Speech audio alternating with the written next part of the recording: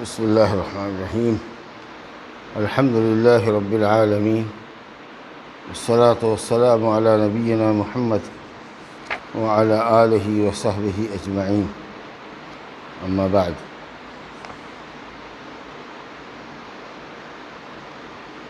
باب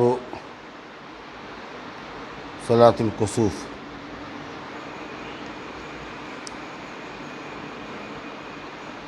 عن المغیرة بن شعبة رضی اللہ تعالی عنہ قال انکسفت الشمس على عهد رسول الله صلی اللہ علیہ وسلم یوم مات ابراہیم فقال الناس انکسفت الشمس لموت ابراہیم فقال رسول اللہ صلی اللہ علیہ وسلم ان الشمس والقمر آیتان من آیات اللہ لا ينكسفان لموت احد ولا لحیاته فإذا رأيتموهما فادعوا الله وصلوا حتى تنكشف، متفق عليه، وفي رواية للبخاري حتى تنجلي، وللبخاري من حديث أبي بكر فصلوا وادعوا حتى ينكشف ما بكم. وعن عائشة رضي الله عنها أن النبي صلى الله عليه وسلم جهر في صلاة الكسوف بقراءته فصلى 4 ركعات في ركعتين و4 سجدات، متفق عليه، وهذا لفظ مسلم، وفي رواية له فبعث مناديا ينادي الصلاة جامعة. وعن ابن عباس رضي الله تعالى عنهما قال إن خسفت الشمس على عهد رسول الله صلى الله عليه وسلم فصلى فقام قياما طويلا نحو من قراءة سورة البقرة إلى آخر الحديث۔ دیکھیے یہ باب سورج گرہن کا ہے۔ سورج اور چاند اللہ سبحانہ و تعالیٰ کی دو عظیم نشانیوں میں سے دو عظیم نشانی۔ وَمِنْ آيَاتِهِ اللَّيْلُ وَالنَّهَارُ وَالشَّمْسُ وَالْقَمَرُ لَا تَسْجُدُوا لِلشَّمْسِ وَلَا لِلْقَمَرِ وَاسْجُدُوا لِلَّهِ الَّذِي خَلَقَهُنَّ إِن كُنتُمْ إِيَّاهُ تَعْبُدُونَ۔ اللہ کہتا ہے کہ اللہ کی عظیم نشانیوں میں سے رات ہے اور دن ہے، کہ اللہ نے رات بنائی، دن بنایا، سورج بنایا، چاند بنایا، لہذا چاند اور سورج کو سجدہ نہ کرو، اس اللہ کو سجدہ کرے جس نے ان مخلوقات کو، بڑی بڑی مخلوقات کو پیدا کیا ہے،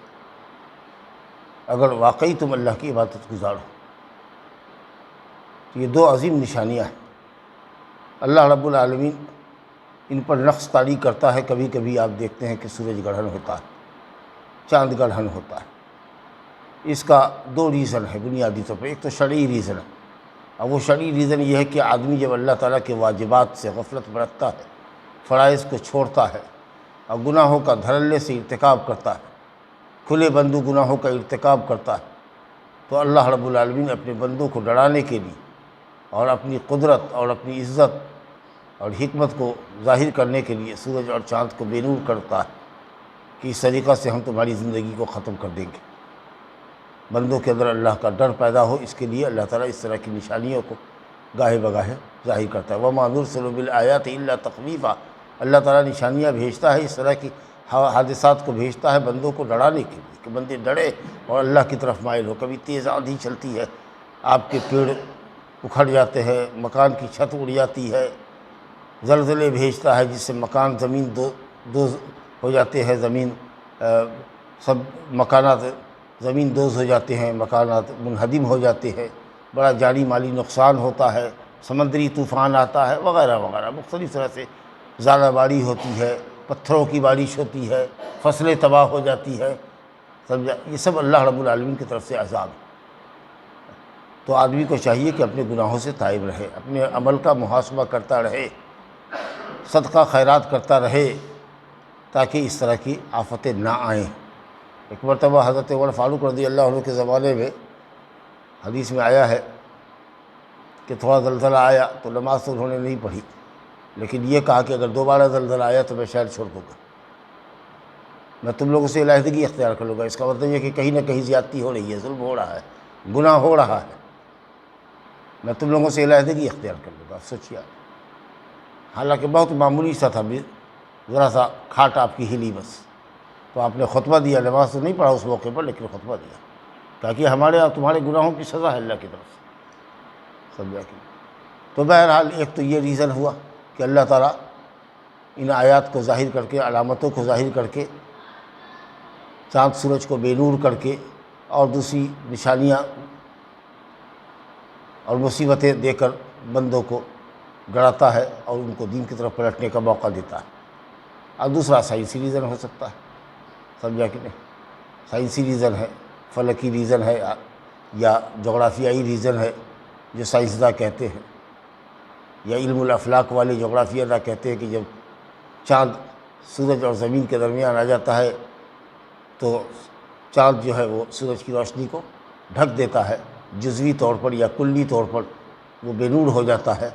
ایک دم اندھیرا دن میں چھا جاتا ہے، رات کا سما ہو جاتا ہے، ستارے نظر آنے لگتے ہیں، سمجھا کہ نہیں؟ اور پھر وہ یہ کہتے ہیں کہ جب سورج کا،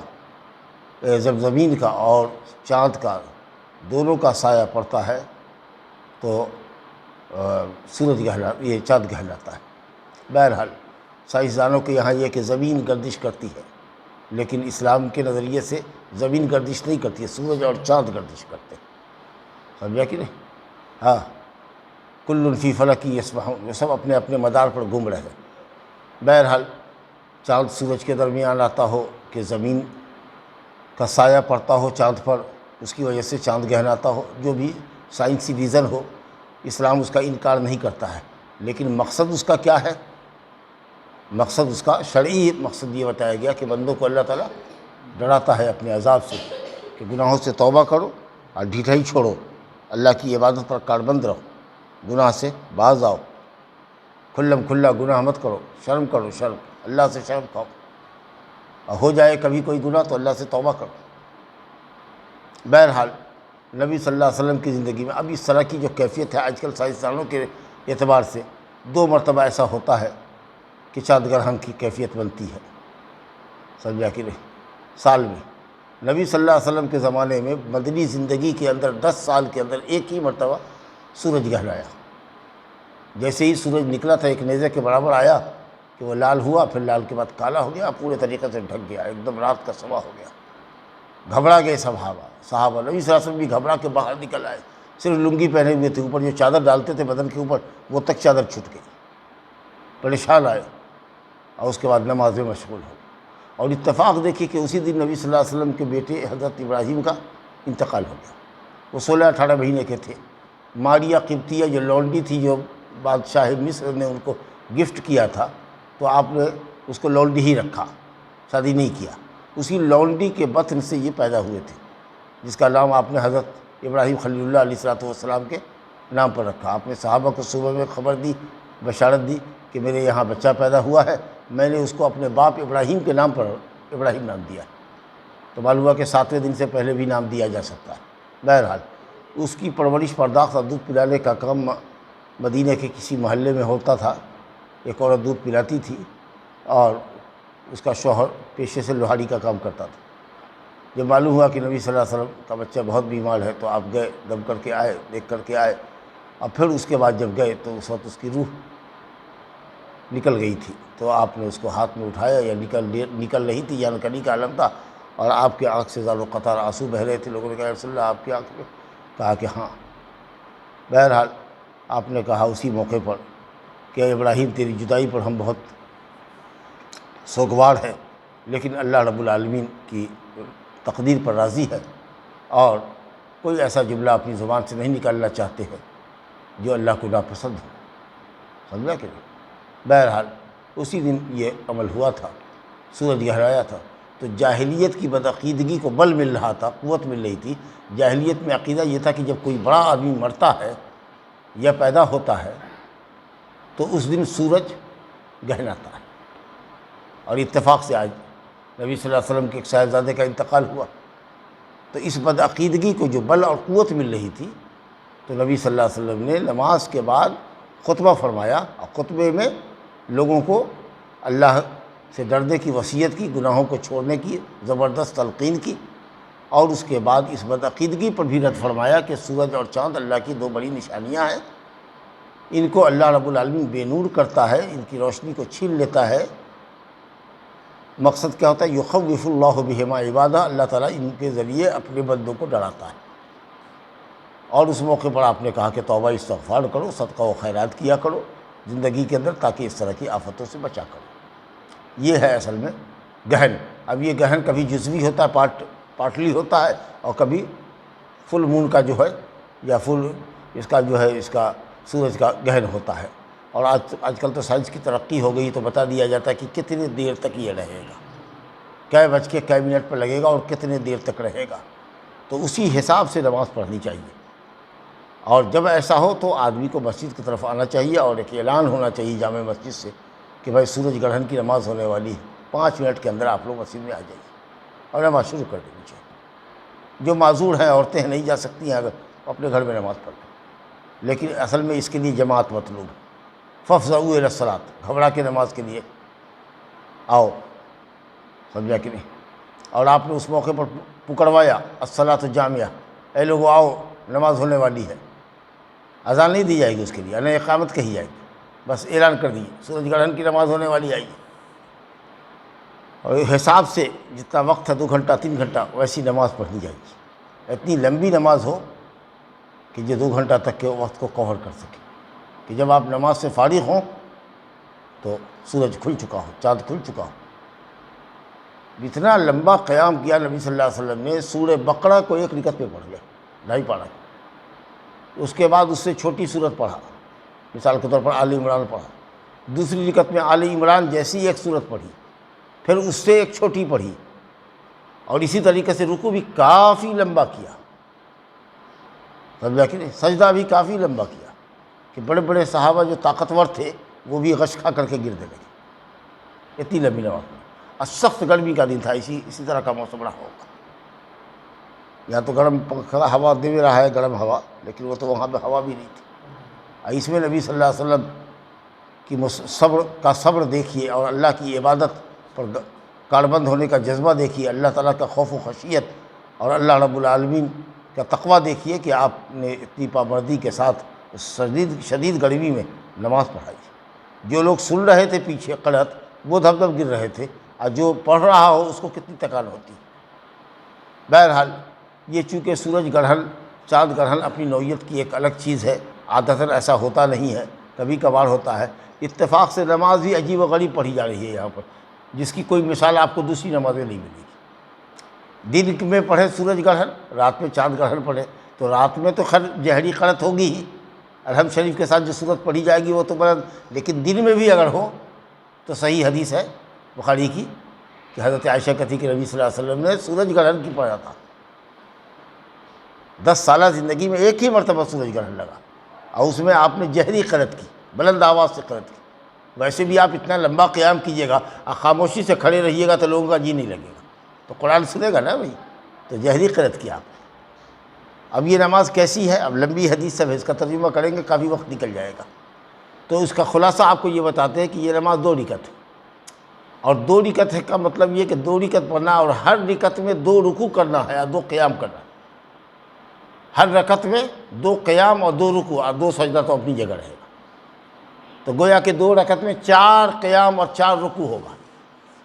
اور سجدہ 4 ہوگا۔ اب مثال کے طور پر اللہ اکبر کہا، ثنا پڑھا، اعوذ باللہ بسم اللہ پڑھا، سورہ فاتحہ پڑھا، اب ٹائم کے حساب سے مان لیجئے کہ جتنا پڑھنا ہے حساب سے بانٹ لیجئے کہ صاحب ہم کو آدھا پڑھا قرآن پہلی رکعت میں پڑھنا، تو پہلی رکعت میں پڑھ لیا آدھا پڑھا قرآن، اس کے بعد اللہ اکبر کر کے رکوع میں گئے، لمبا رکوع کیا، لمبا رکوع، مثال کے طور پر 15 منٹ کا رکوع کیا، یا اگر قیام آدھا گھنٹہ کا کیا ہے پہلا، تو چلیے 20 منٹ کا رکوع کرتے، اتنا لمبا۔ اس کے بعد اسے سمع اللہ لمن حمدہ ربنا ولک الحمد، بسم اللہ الرحمن الرحیم الحمد للہ رب العالمین الرحمن الرحیم، اب یہ دوسرا قیام شروع ہو رہا ہے۔ پھر اس کے بعد آپ نے ایک سورت پڑھی، سورہ آل عمران، پھر اس کے بعد گئے رکوع میں، تو 2 قیام 2 رکوع ہوا۔ اس کے بعد جب ہوا تو سمع اللہ لمن حمدہ ربنا ولک الحمد، اور لمبے دیر تک آپ نے قیام کیا، اللہ تعالیٰ کی تسبیح اور بڑائی بیان کرتے رہے، لیکن اس میں رکوع کے بعد قرآن نہیں پڑھنا ہے، اللہ تعالیٰ کا ذکر و تسبیح کرنا ہے۔ اس کے بعد آئیے سجدے میں اتریے، اور اسی طریقے سے 2 سجدہ لمبا کیجیے، پھر اس کے بعد دوسری رکعت کے لیے اٹھیے، پھر بسم اللہ الرحمن الرحیم الحمد للہ رب العالمین پڑھا، پھر ایک لمبی سورت پڑھی۔ یہ جو سورت دوسری رکعت کی پہلے قیام میں جو سورت ہے وہ برابر ہونی چاہیے پہلے قیام کے، پہلی رکعت کے دوسرے قیام کی۔ پہلی رکعت میں جو دوسرا قیام کیا تھا اس کے برابر ہونا چاہیے دوسری رکعت کا پہلا قیام۔ جیسے پہلی رکعت کے پہلے قیام میں سورہ بقرہ پڑھا، دوسری میں سورہ آل عمران پڑھا، اس سے چھوٹی سورت پڑھا، تو اب یہ دوسری رکعت کا جو پہلا قیام ہے اس میں سورہ آل عمران والا حساب کتاب کیجیے، اور اس کے بعد پھر رکوع کیجیے، رکوع کے بعد الحمد شریف پڑھ کر کے سورہ آل عمران سے بھی چھوٹی پڑھیے، بس سمجھیے، یعنی ہر بعد والا قیام پہلے قیام سے چھوٹا ہو، ہر بعد والا رکوع پہلے رکوع سے چھوٹا ہو، بس یہی تھیوری سمجھ لیجیے۔ اور اس کے بعد 2 سجدہ کیا لمبا، تحیات پڑھا، درود پڑھا، دعائیں پڑھی، اور اس کے بعد آپ نے سلام پھیرا جب تک سورج کھل چکا تھا، اور اس کے بعد آپ نے بیان دیا، واضح بیان دیا جس کا خلاصہ میں نے کیا، اور بدعقیدگی کو دور کیا کہ یہ کسی کی موت اور حیات سے ایسا نہیں ہوتی، اللہ تعالیٰ اس نشانی کو ظاہر کرتا ہے اپنے بندوں کو ڈرانے کے لیے۔ یہ بالکل آتھینٹک چیز ہوئی۔ اب بعض مسلم کی روایتوں میں ہے کہ 3 رکوع کیا، 3 قیام 3 رکوع، اب ایسے ہی سمجھ لیجیے، ہر رکعت میں 3 مرتبہ رکوع، ہر مرتبہ رکوع کر رہے ہیں، پھر اٹھ رہے ہیں، قیام کر رہے ہیں، پھر رکوع کر رہے ہیں، پھر 3 قیام 3 رکوع، بعض روایت میں 4، بعض روایت میں ہے 5، سمجھا کہ نہیں؟ ارے بھائی زندگی میں ایک ہی مرتبہ ہوا ہے، اور وہ 3 اور 4 والی بھی روایت صحیح ہے، تو جب نبی صلی اللہ علیہ وسلم نے پڑھا ہے ایک ہی مرتبہ، تو آپ اس کو مختلف واقعے پر محمول بھی، متعدد واقعہ پر محمول بھی نہیں کر سکتے۔ اگر ایک سے زیادہ مرتبہ پڑھتے تو آپ کہتے کہ کبھی وقت اور لمبے اور چھوٹے وقت کے حساب سے کہیے گا کہ کبھی 2 پڑھا ہوگا، 2 قیام 2 رکوع ایک رکعت میں کیا ہوگا، کبھی 3 قیام 3 رکوع کیا ہوگا، 4 قیام 4 رکوع کیا ہوگا، 5 قیام 5 رکوع کیا ہوگا ایک رکعت میں، لیکن جب زندگی میں ایک ہی مرتبہ پڑھا تو کوئی ایک ہی بات ہوگی، تو وہ طریقہ سب سے اچھا وہی ہے جو بخاری اور مسلم میں موجود ہے کہ ہر رکعت میں 2 قیام 2 رکوع، سمجھ لے گئے؟ اب یہاں پر کیا کریں گے، ہم 3 4 والی روایت کو کمزور تو نہیں کہیں گے، لیکن یہاں پر حدیث میں ایک روایت کو دوسری روایت پر ترجیح دیں گے، تو وہ روایت جو بخاری اور مسلم دونوں جگہ ہے وہ قوت میں زیادہ مضبوط ہے بنسبت اس روایت کے جو صرف مسلم شریف میں ہے، سمجھ لے گئے؟ ہاں، اگرچہ بعض علماء نے کہا ہے کہ وقت کے حساب سے اگر 3 گھنٹے کا ہے تو چلو 3 قیام 3 رکوع کر لو، 4 قیام 4 رکوع کر لو، جیسا کہ حدیثوں میں آیا ہے، لیکن بہرحال جب نبی صلی اللہ علیہ وسلم سے پوری زندگی میں ایک ہی مرتبہ یہ عمل ثابت ہے تو ہم 2 قیام اور 2 رکوع ہی کریں گے، بس قرأت لمبی کریں گے۔ اب جو نہیں کھڑے ہو سکتے وہ بیٹھ جائیں، سمجھا کریں۔ بہرحال تو یہ ہے چاند گڑھن کی نماز کا طریقہ، سمجھا؟ ہر رکعت میں 2 قیام اور 2 رکوع۔ کچھ لوگ نہیں سمجھتے ہیں، رکوع سے اٹھے، پہلے رکوع سے اور اس کے بعد سورت شروع کر دیا، نہیں، الحمد کے بغیر کوئی قیام نہیں ہے۔ اسی پہلے قیام میں جس طریقہ سے الحمد اور سورت پڑھا تھا، دوسری رکعت میں بھی ربنا لک الحمد حمدا کثیرا طیبا مبارکا بسم اللہ الرحمن الرحیم الحمد للہ رب العالمین، پھر قرأت شروع ہوا۔ البتہ سورت جو پڑھنی ہے وہ پہلے قیام کی جو سورت ہے اس سے چھوٹی پڑھنی ہے، پہلا رکوع جو کیا تھا اس سے ذرا چھوٹا دوسرا رکوع کر رہا، اور دوسری رکعت کا پہلا قیام اور پہلا رکوع پہلی رکعت کے دوسرے قیام اور رکوع کے برابر ہو، ہاں، اور دوسرا قیام اور رکوع پہلے سے چھوٹا ہو، چلیے الحمدللہ۔ اس کے بعد دیکھیے ایک روایت ابن عباس کی کہ نبی صلی اللہ علیہ وسلم فرماتے ہیں کہ جب ہوا چلتی تو نبی کریم صلی اللہ علیہ وسلم کو بڑی پریشانی لاحق ہوتی، اور گھٹنے کے بل ایسے آپ کھڑے ہوتے، آپ بے چینی کے ساتھ گھومتے رہتے گھر میں جب تیز ہوا چلتی، اور دعا کرتے کہ اے اللہ اس کو آندھی طوفان نہ بنا، اس کو رحمت کی بارش برسانے کا ذریعہ بنا، اس کو نرم و خرام ہوا، ٹھنڈی ہوا بنا کے چلا جو بارش کے آنے کی بشارت دیتی ہے، تیز تند آندھی نہ بنا، اللہم اجعلھا ریاحا ولا تجعلھا ریحا، اس طرح کی دعا کرتے تھے، اللہم اجعلھا رحمتا ولا تجعلھا عذابا، اللہ اس عذاب کو، ہوا کو رحمت بنا، عذاب نہ بنا، اللہم اجعلھا رحمتا ولا تجعلھا عذابا، اللہ اس کو رحمت بنا، عذاب نہ بنا، سمجھا کہ نہیں؟ اس موقع پر بھی نبی کریم صلی اللہ علیہ وسلم سے دعا ثابت ہے، بعض روایت میں ہے کہ نبی صلی اللہ علیہ وسلم 2 رکعت نماز گھر کے اندر پڑھتے تھے، یا ایھا الذین آمنوا استعینوا بالصبر والصلاۃ ان اللہ مع الصابرین، تو نماز میں آپ کو جب کوئی پریشانی ہوتی تو جھک جاتے۔ اور ایک روایت آخر میں لے کر آئے ہیں ابن عباسی رضی اللہ عنہ سے کہ انہوں نے زلزلہ کے بعد، زلزلہ کے موقع پر ایسی نماز پڑھی، 2 رکعت نماز پڑھی، 3 قیام 3 رکوع کے ساتھ، اور سجدہ تو 2 کا 2 ہی رہے گا، 4 سجدہ لیکن رکوع 6۔ یہ ابن عباس کا عمل ہے، کوئی صحیح حدیث زلزلہ کے موقع پر نماز پڑھنے کے سلسلے کی نہیں آئی ہے، سمجھا کہ نہیں؟ اور بہرحال حضرت ابن عباس رضی اللہ عنہ کے قول سے اور ان کے فعل سے شریعت کا کوئی حکم ثابت نہیں ہو سکتا ہے۔ شریعت کا حکم وہ ہے جو اللہ نے اتارا ہے اور نبی صلی اللہ علیہ وسلم نے فرمایا ہے، اور جب جہاں نبی صلی اللہ علیہ وسلم کی سنت نہ ہو، اگر خلفائے راشدین سے ثابت ہو تو وہ بھی سنت بنے گا۔ لیکن جو چیز حکم شریعت میں نہیں ہے، کوئی نماز کا ذکر نہیں آیا ہے، زلزلے کے موقع پر کسی نماز کا کوئی ذکر نبی صلی اللہ علیہ وسلم سے نہیں ہے، اس کا مطلب یہ کہ عہد نبی میں کبھی کوئی زلزلہ نہیں آیا، اس لیے آپ سے کوئی سنت اس موقع پر ثابت نہیں ہے۔ تو یہ ابن عباس کا فعل ہے۔ تو بعض لوگوں نے کہا کہ نہیں بھائی یہ نماز نہیں پڑھیں گے، یہ ثابت نہیں ہے، اور ابن عباس کے عمل سے شریعت کا کوئی حکم ثابت نہیں ہو سکتا۔ شریعت اور عبادت دلیل پر موقوف ہے، اور وہ دلیل وہ ہے جو اللہ نے فرمائی ہے اور نبی نے فرمائی ہے، اور جہاں نبی کی سنت نہ ہو تو علیکم بسنتی و سنت الخلفاء الراشدین، میری سنت اور میرے بعد خلفائے راشدین ابو بکر، عمر، عثمان و علی کی رضی اللہ عنہم کی کوئی سنت ہو تو اختیار کرو۔ باقی ابن عباس یا دوسرے لوگوں کا عمل وہ سنت نہیں بن سکتا ہے، اور اس کی وجہ سے شریعت میں کوئی عمل کا اضافہ نہیں ہو سکتا ہے۔ اور کچھ لوگ یہ کہتے ہیں لہذا اس زلزلے کے موقع پر کوئی روایت نہیں ہے، کوئی نماز نہیں ہے۔ بعض لوگوں نے کہا کہ انفرادی طور پر زلزلہ جب ختم ہو جائے تو آدمی اللہ کے سامنے نماز پڑھے، انفرادی طور پر روئے، گر گرائے، صدقہ زکوٰۃ خیرات کیا کرے، سمجھا کہ نہیں؟ لیکن اس موقع پر بہرحال کوئی نماز ثابت نہیں ہے، زلزلہ کی کوئی نماز ثابت نہیں ہے۔ ھذا وباللہ التوفیق، صلی اللہ علیہ نبینا محمد وآلہ وصحبہ اجمعین۔